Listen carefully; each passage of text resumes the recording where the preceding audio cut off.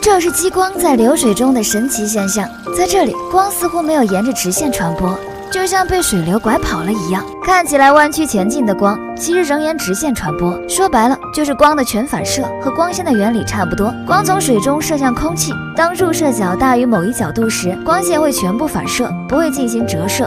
多次的全反射向前传播，变成了欺骗双眼的把戏。由于流水并不规则，光线的入射角度也不尽相同。有些光线的入射角度一旦达不到全反射条件，它们则会折射出来，这便是我们能看到水流颜色的原因。